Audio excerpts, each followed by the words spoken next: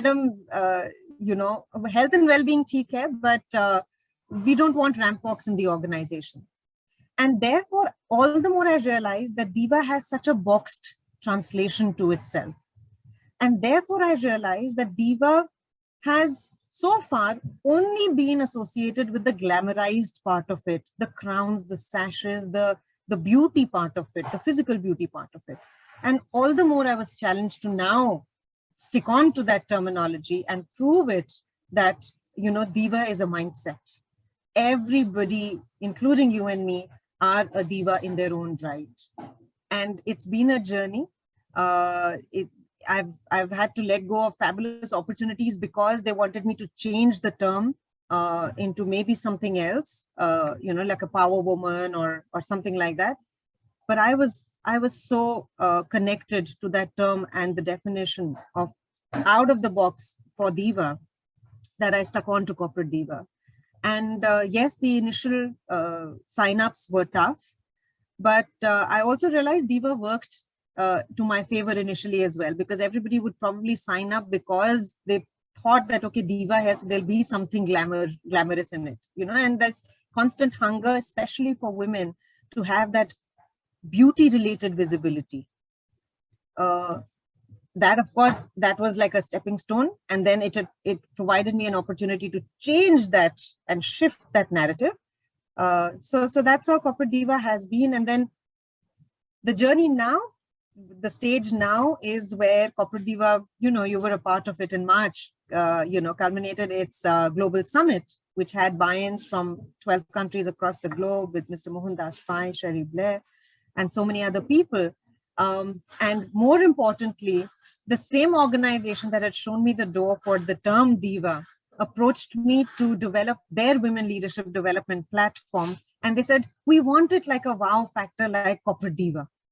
And that was the day I said, yes, that was my success moment. That was my Diva moment of just believing in myself for something that was not well believed by the ecosystem. I love this, Dipika, because, many a time as women, we give in when the world says, don't do it this way. And for me, this is a story of how to just go by what your gut, your instinct told you, that you stay with it because you had a kind of a connection with that term and you just were adamant for all the right reasons. So from the time Corporate Diva has started and how Forum is the platform on which all of it is being organized, what has your learning about women in general and their journeys in leadership been all about? Have you seen women shift? What are some of those moments where you're so glad you're doing what you're doing? Lovely question. It again got me goosebumps.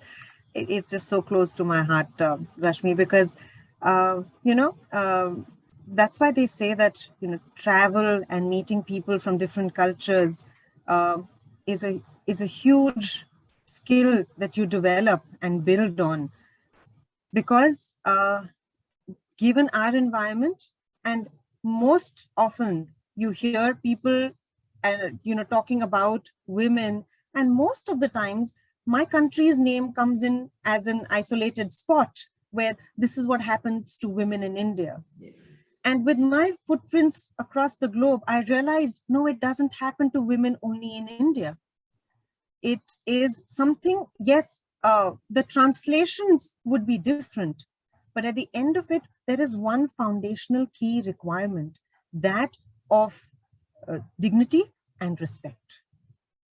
Dignity of the labor that a woman puts in, whether in her home ecosystem or whether at her professional ecosystem, or whether a blend of both. And respect is what she commands, she needs to command, and that's a need for everyone across the globe. So it has brought me to a position where even on global platforms today, based on the knowledge that one has gathered over this period of time, I do put my foot down unapologetically and say that you can't isolate a country or a culture on certain things. It happens across the globe. So we're all alike. Because at the end of the day, we're all human. No? We're all nurturers. We're all caregivers. We may translate that in different facets, but the core remains the same. So that is one thing that the platform has enabled me to do. And with small little transformations that I notice within my corporate diva tribe, there are moments even now when things don't move, when as at the pace that one would want them to move or translate. And again, I'm also human. So I go back to that spiral of that question mark. What are you doing? And this has been another magic in my life. And therefore I believe in magic. Each time I have felt low, Rashmi, from somewhere or the other, trust you me, a message, a WhatsApp, or maybe a post drops by of them describing what CD has done to them. Okay. And exactly at that, probably at a time when I need it the most. And that's when I pick my boots up stronger than ever and say that you got to keep going. It's don't put a number to it. Don't put a boundary to it that it should reach so many or, wherever.